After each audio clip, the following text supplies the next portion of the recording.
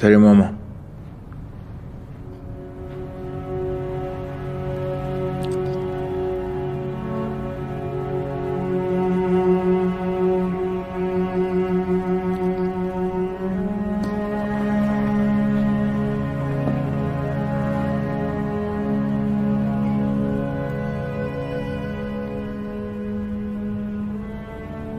یادت اینو؟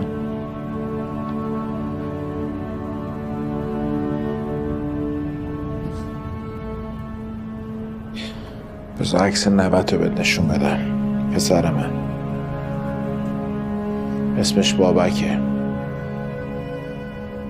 چند روز پیش تولدش بود.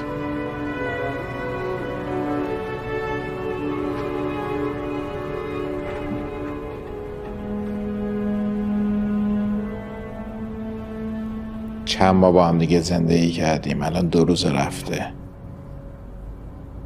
دلم داره از سینم کنده میشه.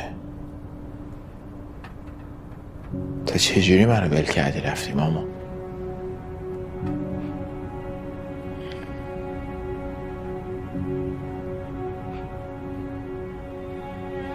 هیچ وقت شد از کسی سراغ منو بگیری، تماس بگیری من نفهمم، یا بری از یه گوشه ای اون بر خیابون بایستی منو تماشا کنی من نفهمم؟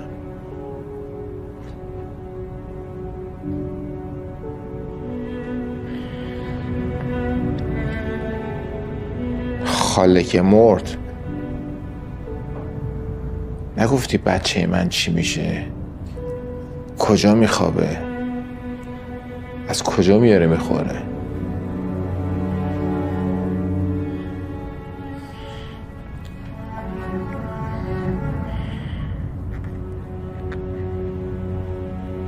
بابام هم آدم بدی نبود مامان.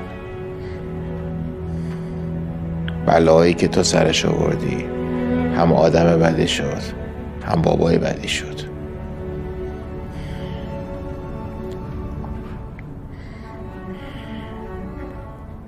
یادت مامان؟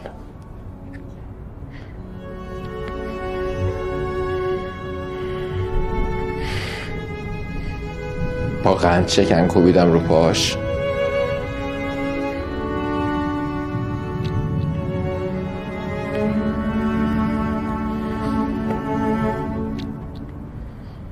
بچه بودم عقلم نمیرسید. فهم کردم آدم بده اونی که داد میزنه.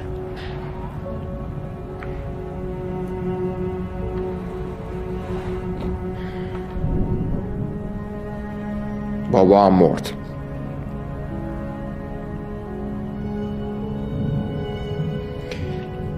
پسورد گوشی بابا میدونی چی بود؟